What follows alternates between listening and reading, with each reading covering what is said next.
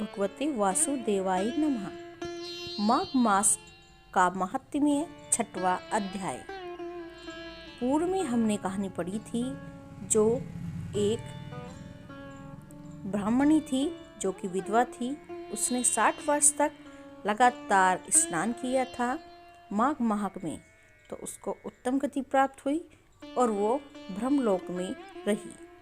आगे का 6वां अध्याय है जो कि हम आज आपको सुनाने वाले हैं। सुनने मात्र से ही सभी कष्ट दूर हो जाते हैं। आप नहीं पढ़ सकते हैं तो महात्म्य आप सुन लीजिए। सुनने से ही काफ़ी जो हमारी समस्याएं होती हैं वो दूर हो जाती हैं। चलिए हम अपना 6वां अध्याय शुरू करते हैं।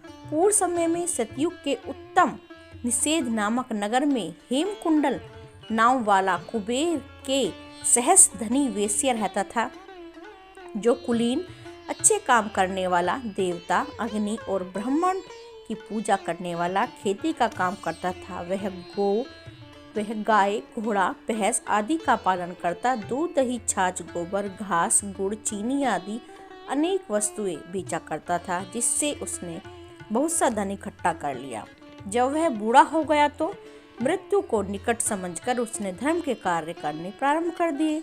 भगवान विष्णु का मंदिर बनवाया, कुआं, तालाब, बावड़ी, आम, पीपल आदि वृक्ष के तथा सुंदर बाग बगीचे लगवाए। सूर्योदय से सूर्यास्त तक वह दान करता। गांव के चारों तरफ जल की प्याऊ लगवाई। उसने सारे जन्म भर जितने भी पाप किए उनका प्रायश्चित करता था। इस प्रकार उसके 2 पुत्र उत्पन्न हुए, जिनका नाम उसने कुंडल और विकुंडल रखा। जब दोनों लड़के युवावस्था के हुए तो हेमकुंडल वेश्यागृहस्थी का सब कार्य सौंपकर तपस्या के निमित्त वन में चला गया। वहां विष्णु की आराधना की और शरीर को सुखाकर अंत में विष्णु लोक को प्राप्त हुए। उसके दोनों पुत्र लक्ष्मी मद में इतना चूर हो गए लक्ष्मी के पैसे घमंड में कि वे बुरे कार्य में लग गए। वेश्यागामी करते, जुआ खेलते, दारू पीते और बाजे लेकर वेश्याओं के साथ गाते फिरते थे। अच्छे सुंदर वस्त्र पहनकर, सुगंधित तेल लगाकर, भांड और कुसामदियों से घिरे हुए रहते थे और हाथी और घोड़ों की सवारी और सुंदर घरों में रहते थे। इस प्रकार ऊपर बोए बीज के सहज वे अपने धन को पूरे काम में नष्ट करते थे। कभी किसी सतपात को दान तक भी नहीं दिया करते थे, न ही कभी हवन, देवता ब्रह्मा जी की सेवा तथा विष्णु की पूजा भी नहीं करते थे। कभी कभार वो ब्रह्मा जी की सेवा तथा विष्णु का पूजन ही करते थे। थोड़े दिनों में उनका सब धन नष्ट हो गया। वह दरिद्रता को प्राप्त हो गए, अत्यंत दुखी हो गए। भाई जन, सेवक, उपजीवी सब इनको छोड़कर चले गए। उन्होंने